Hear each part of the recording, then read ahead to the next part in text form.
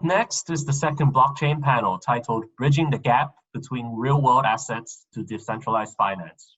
This panel will be moderated by Mr. Zhang Yuanjie, COO of Conflux. 下一个圆桌论坛是去中心化金融的发展方向。有请 Conflux 的 COO 张元杰先生主持这个 panel。欢迎 welcome 元杰。Hi everyone, this is the global satellite event in Beijing for the Singapore FinTech Festival hosted by Rome 360. I'm very honored to host this panel, and we have three very distinguished guests from the industry. So today we are going to talk about the topic of bridging the gap between the real world assets to decentralized finance.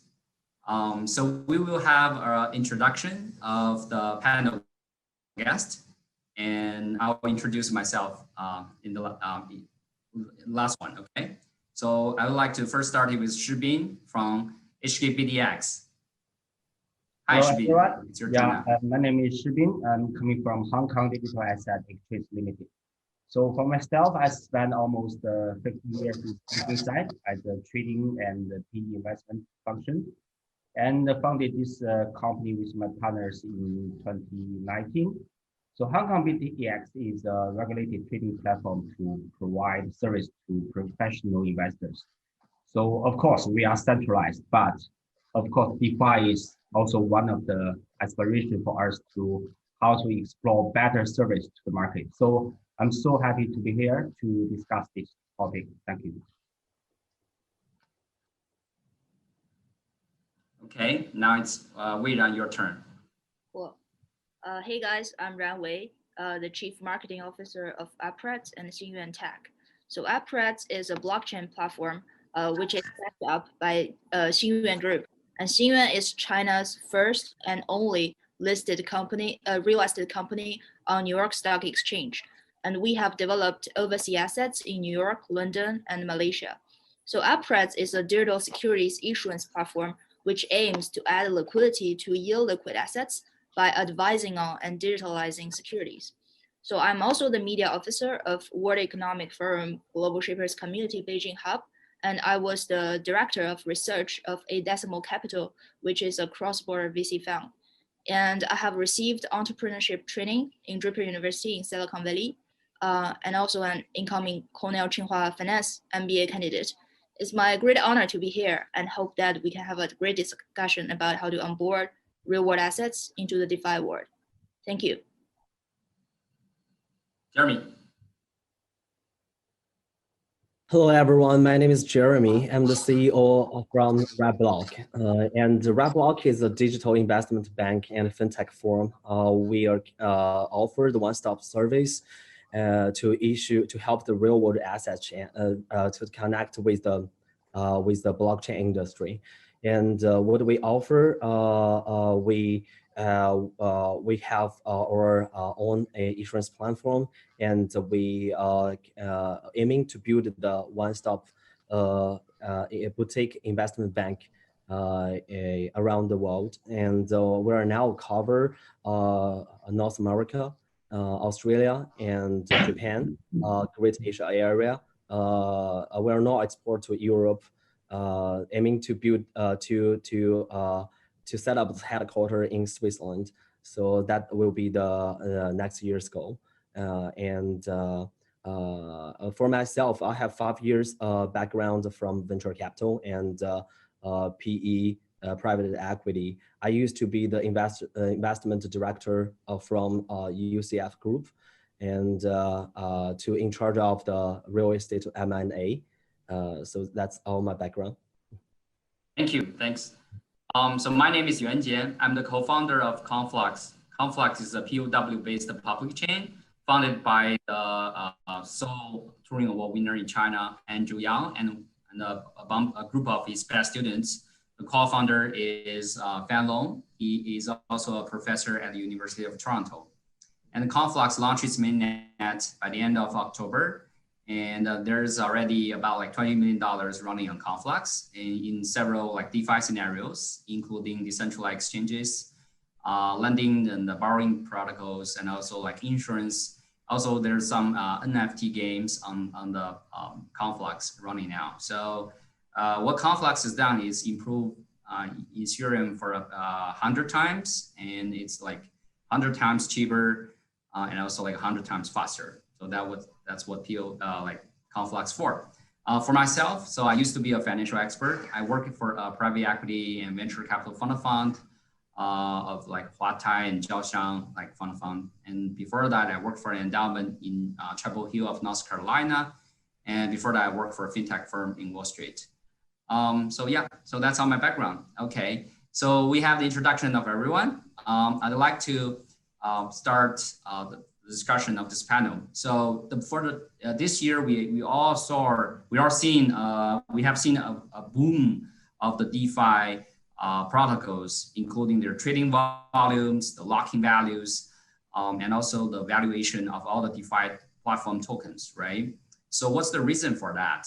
I believe all this DeFi like business, they all serve like financial assets, and actually the increase the volume of the financials on top of blockchain is actually the key drivers for the DeFi, like the DeFi like boom, right? So one of the phenomena is that the stable coins of US dollars has minted over $20 billion in on Ethereum and Tron and also Bitcoin, right? So what do you think about this phenomenon? Okay, so I would like the panels to take turns to start first. So we would like to have Shibin to start first. Thanks. Okay, thank you, Yuanjie. Yeah, so everybody know that stablecoin was first issued on ERC20. So after that, as you mentioned, Tether was also minted on Tron, Bitcoin Cash, EOS, Liquid, or maybe other name. So it has also been announced that the USDT will also launch on the Solana Layer 1 blockchain as well. So I think in 2020, the total volume of the stablecoin has now surpassed the 20 billion equivalent, reflecting the growth demand of investors looking to hedge the risk in both crypto and traditional mask risk especially amid a very special year for this year, the coronavirus pandemic. So I think more traders and individuals view stablecoin as an intermediary step before putting money in more risky digital assets. So the surge of stablecoin demands may also be because of the heightened interest in the decentralized finance sector, DeFi. So we can see that stablecoin are always used by DeFi users to receive high yield from a variety of DeFi platforms such as Uniswap, Curve. So we can see that with more political uncertainty, stablecoin are also being used for individual and some companies to bypass capital controls and other enforcement in order to move USD-like asset around. So for myself, I would like to think that the rising of stablecoin is really a healthy sign for the whole crypto market. So I think it's leading more and more public and the private sector to shift between crypto and non-crypto assets. So I think this kind of creation of flight to quality mode will be the foundation of the whole market investment sentiment. So that's my thought. Thank you. Okay, Weiran. Yeah. You have thumbs up over that too? Yeah, I agree with Shibin that I think it also indicates that there is a growing demand for this kind of stabilized and universally acknowledged digital currency for payment, transaction, and settlement in the crypto world, because it basically combines the feature of a digital currency and blockchain, and also it has the credibility from the central government like the US, right? And meanwhile, aside from the mainstream stablecoins such as USDT, Paxos, and USDC, we also see the explosion of DeFi stablecoin such as MakerDAO Style. I would say that this is a new model, which is a digital central bank model, plus the governance system like DAO, Decentralized Autonomous Organization. I think it also contributes to the growth of the total market cap of stablecoins. There are some social political reasons behind the emergence of stablecoins. For example, the founder of MakerDAO, Rune Christensen, he is from Denmark, which is a North European country. And some of the key contributors of MakerDAO's community are actually from South America, such as Argentina and Brazil. Those countries' government and central banks are actually, not as powerful as those in the US and China. So which led to the demand of a self-sovereign, decentralized, and a cross-border, stable currency, which is really governed by the so-called online community rather than central authorities. And for other countries where the government is more powerful and the fiat money is actually reliable and trustworthy, still the crypto communities and crypto traders, they have this needs to use stablecoin as an intermediary of transaction online. No matter it's on secondary exchanges, the USD stablecoins are always the dominant trading pairs. And in the OTC market, people always, first convert their fiat money with US stablecoins and then to trade other tokens. So I would say that those social political reasons plus, the financial reasons and the trading demands, all of these reasons contribute to the growth of stablecoin. Thank you. Yep. Jeremy, what's your thought? Yeah, so I totally agree. Actually, our Wei Ran just answered the very standard, give us a very standard answer. And from my point of view, I think it's this year as a more and more institutional investor, they come into this industry, and as a bridge, stablecoin will be the best way to for them to get into this industry. And as the two panelists, they already cite, so the most popular trading pair is the stable coin and connect with the BTC and or ETH. So I think that it's just a way for them to get into this market. And I got the message from one traditional financial group, and for stable coin, they also do the quantum trading. So I think it's also a way, the reason why they invest and the stable coin. And it will be over. I think that in the future, probably the stable coin will be the first step for the traditional financial industry or the agents to get into digital financial industry. So that would be my answer, my thoughts.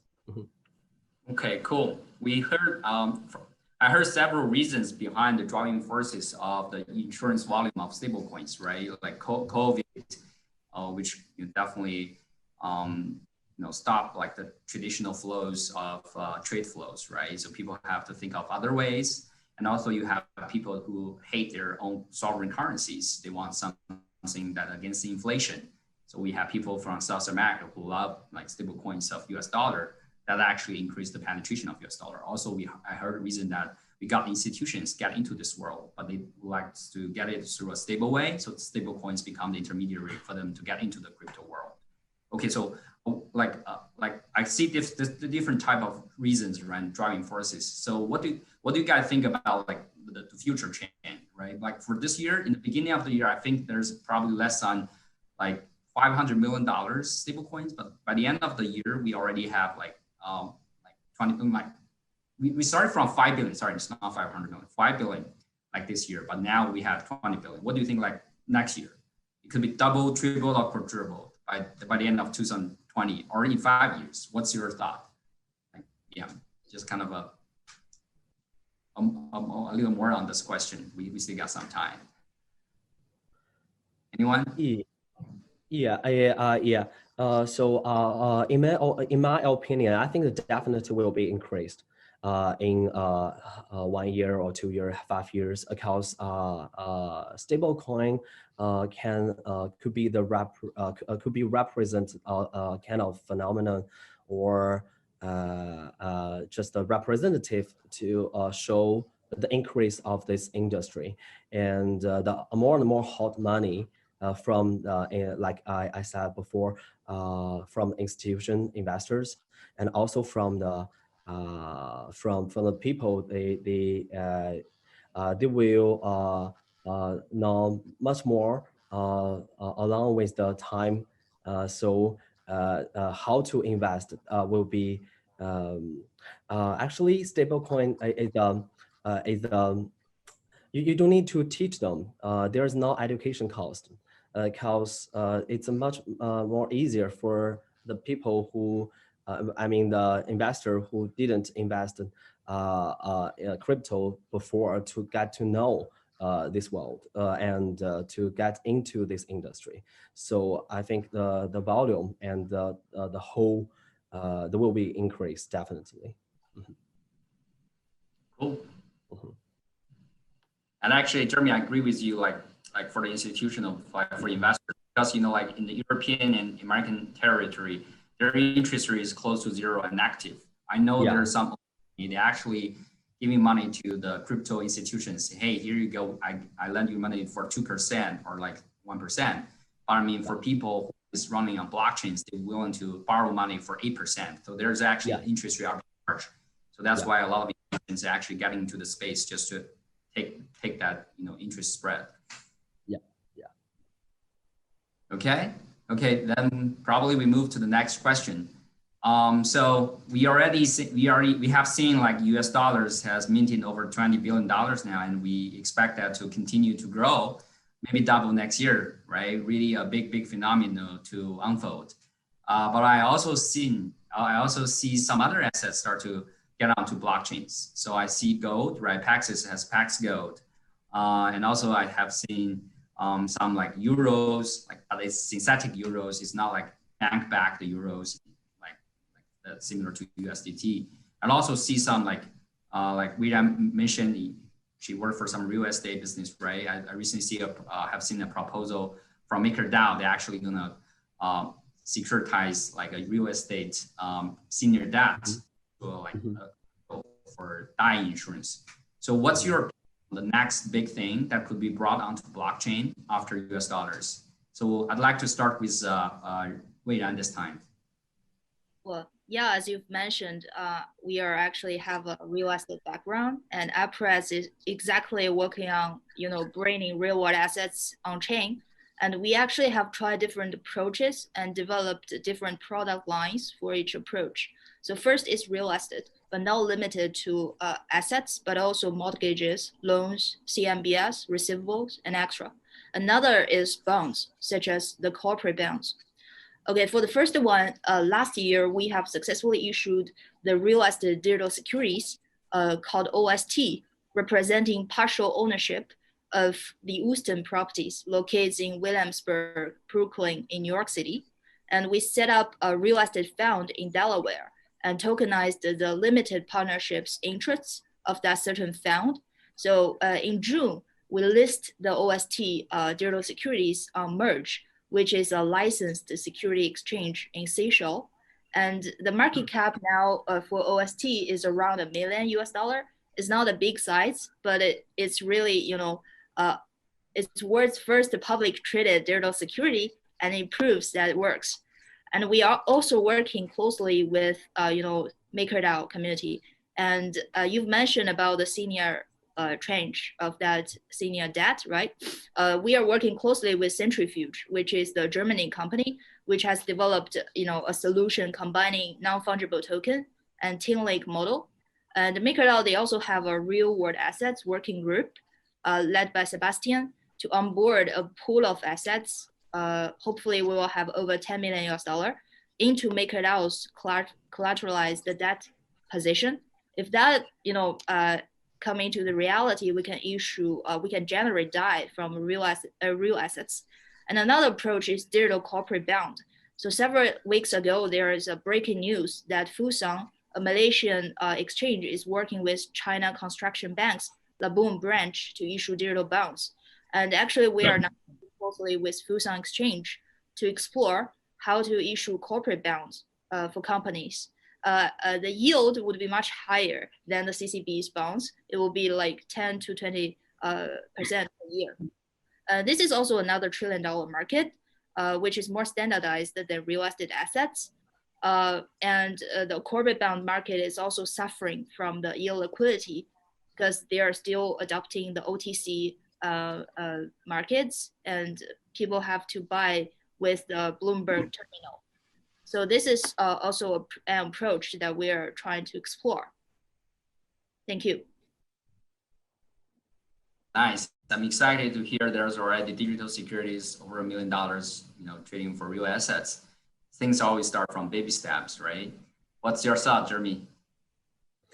Yeah, I'm going to talk about the type of the assets. Yeah, we're dealing with the assets from Japan, and their real estate family, and we deal these assets since the beginning of this year, and we have some experience about and opinion about the real estate, and I think that will be the best way and the first option for the assets, and we can bring to DeFi on blockchain, because they have already have the very mature evaluation system, and they are fungible, like the petroleum, the real estate, and it's very easy for us to evaluate the value. For example, the real estate, you can easily get the value from the average selling price and the land value extra, and the petroleum, and this depends on the supply and demand. And it's already exist and have the mature way from the traditional financial world. And the other things, I mean, for those kind of assets, we can see the stable and reliable and the mature evaluation system can help us easily to as the first step to bring it to on blockchain. And the other kind of assets, the other catalog I would like to talk about is the scarce assets. It's like the gold or wine, like multi, and some pu'er tea made by the tea master. Those kind of assets. It's hard to find their valuation, but they're seldom to sell and hard to buy. So those of assets, it's very interesting if we bring it to on DeFi or on blockchain, because we can increase their liquidity for sure, and to let people know and change the valuation system. So that's underlying assets we would like to try in the future.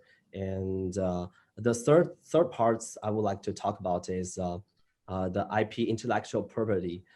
So the intellectual property such as Disney, Mickey Mouse, and we all know, if you have the rights and authority to use the icon for 2 years or 5 years, so how many value you can generate from the authority? It's huge things.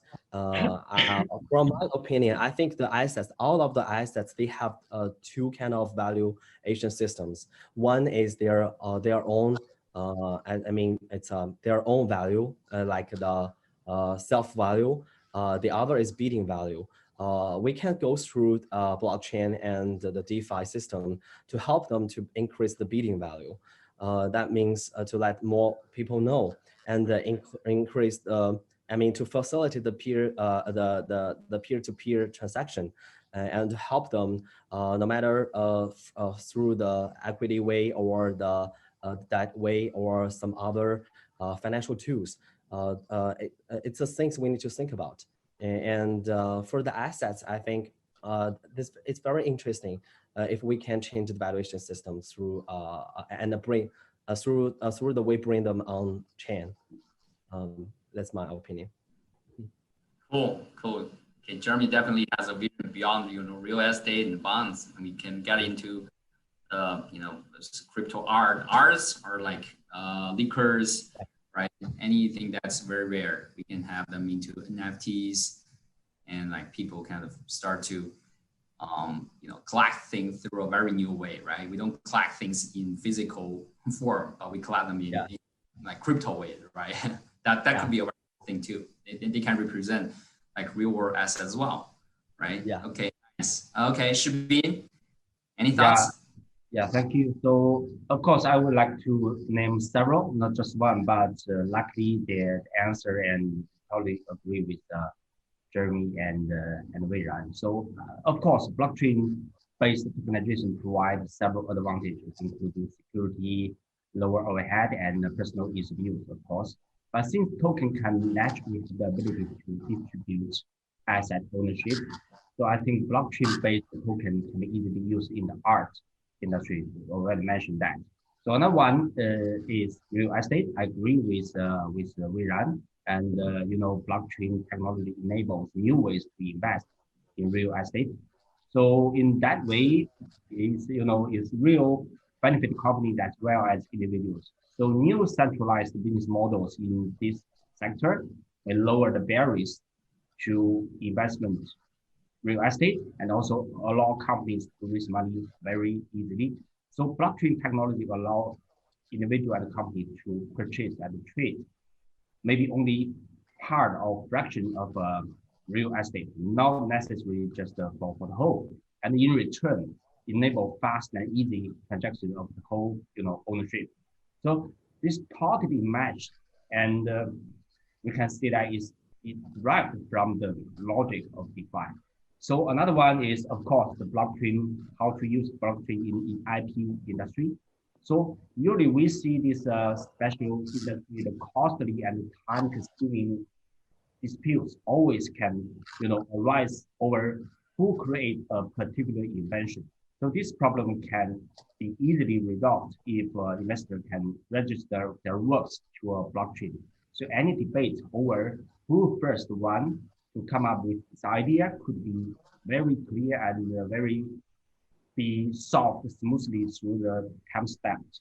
So blockchain or DeFi can also be used to identify counterfeit goods by attaching blockchain tags to them. So the ability to track the entire life cycle of goods can realize the price-seeking functions in the market, particularly in places where proof of first use is very crucial. So every piece of the works across time can be traded or disregard. This should be another good use example of DeFi.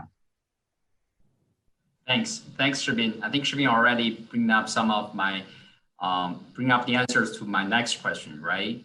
Like how actually DeFi could serve like traditional assets once they are brought on chain, right? Like Shibin mentioned, you can trade a fraction of those assets, right, at a very low entry bar, and like people can register at will. If you list your assets on Uniswap, you don't have to register with any brokerage or security firms or exchanges, right? So that actually gives you a lot of room for freedom, right? So my next question would be, how would DeFi or decentralized finance would serve those traditional financial assets once they are brought on chain? What about the flexibility or even more innovations in the future beyond like Uniswap I just mentioned? Okay, so I'd like to start with Jeremy for this question. Yeah. So I think the DeFi just changed the way how people trade, and as like you mentioned, they can trade through a very fungible and flexible way, and they can depart the assets into several pieces. I mean, the 1,000 pieces to spread the value around the world, and through the secure way. But I would like to say the most important things is based on the trading behavior and the trading system. So how we keep the security and to help them to be more safeable during this trading process. That would be the thing we as a contributor in this industry need to think about. And the other things, the DeFi for me is not for even for the traditional financial world. It's not a new model. Actually, I think we should spend much more time. We need to explore more how and what DeFi or based on DeFi can bring to us, and not just lend and borrow this model or like collateral and the things. Because along with the time and based on the fundamental, the structure, and all the functions will become more and more mature. And there should be some agents and someone and should be responsible for the different sectors, like the liquidator. We need, I've talked with Wei Ran based on some case, and we need a liquidator for the in this industry, and to make sure the people, the investors could have their, to protect their investment. And this is one thing. And the other things is how we, based on this decentralized system and have the management structure. So that's the thing I want to bring out. And how the DeFi will serve the traditional financial world and assets. It's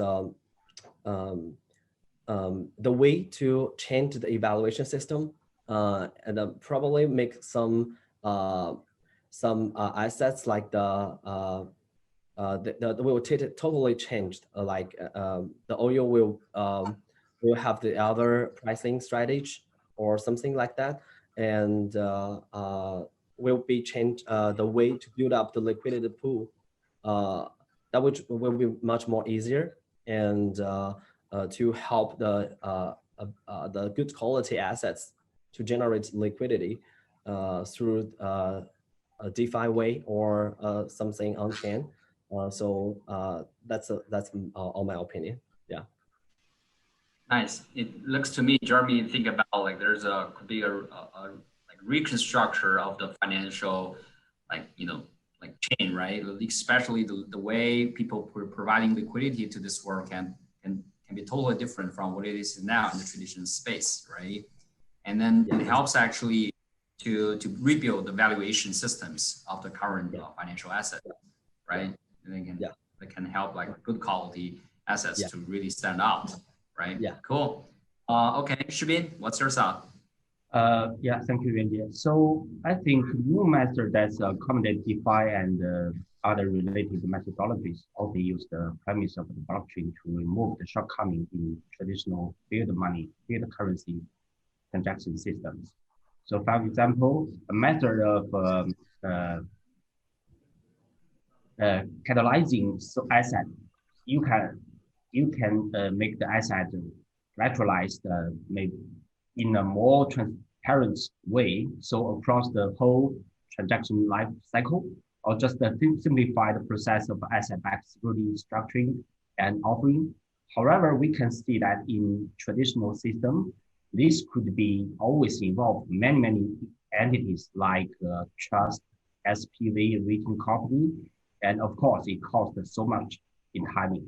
A new framework allows stakeholders to move money internationally without a very complex verification process embedded in outstanding system. So let's take another example of a SWIFT. So given the fact that SWIFT system has lack of access to traditional institutions in many developing countries, there is a possibility that stablecoin we just mentioned in the first question, the stablecoin could just become the first product that actually used by a large number of people in the developing countries.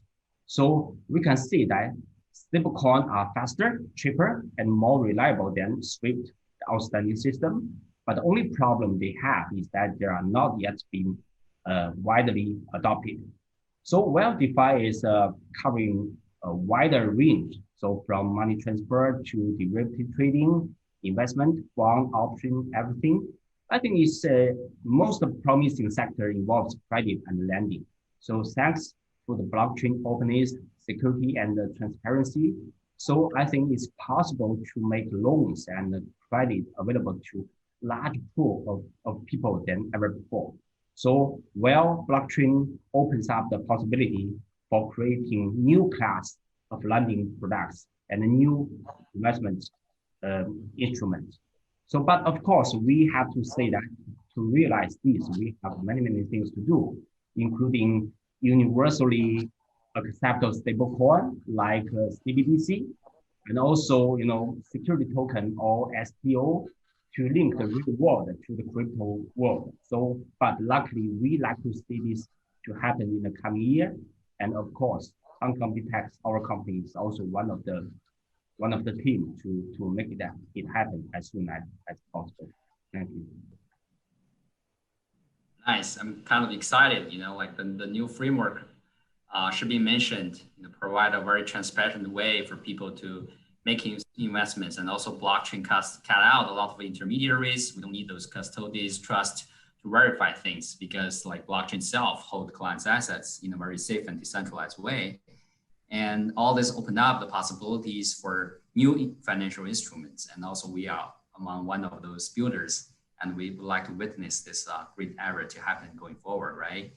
And so I believe Yuanjie is definitely one of the builders as well. So how do you like to build your DeFi, like serving the world, serving these traditional financial assets? Actually, it's also my dream to build up, a DeFi product to replace or, some of the traditional finance intermediaries. But I think there are actually 3 prerequisites for the mass adoption of DeFi products.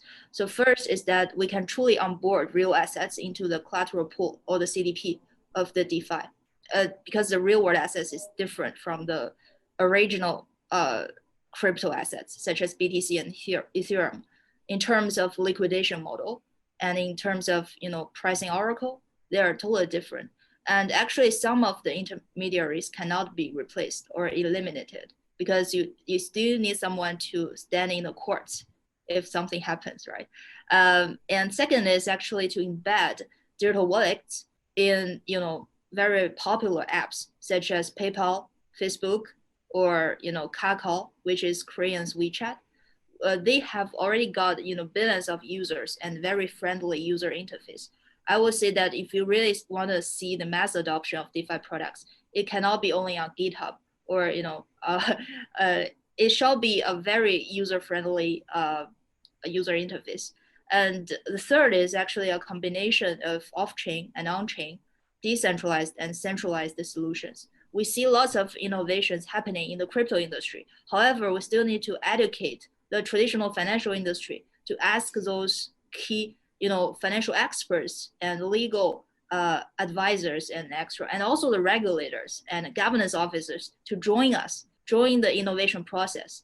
This is super important because, we need to prove to those financial experts that blockchain technology, the distributed ledger technology, may replace some of the financial intermediaries and streamline the whole process of, the security issuance, distribution, and the clearance. And it's also a safe, reliable, and cost-efficient solution. It may not happen in the first case, but it might happen if it's scaled. So I think the most important thing for now is that we, together develop a product and technology, and also spend lots of time and energy to educate the traditional financial industry and the regulators. Thanks. Okay. We cannot just live in the crypto utopia. We have to step out and tell everyone, tell the society, tell the government, tell our business partners how we can actually utilize the blockchain, but also we have to leverage their power to build the things out together, right? Okay, cool. I feel like the time is running out, and thanks for everyone for listening to our satellite event. And I hope you enjoy it. Thank you. Thank you. Thank you all the guests. Thanks. 感谢袁杰和所有的嘉宾。Thank you to 袁杰 and all panelists.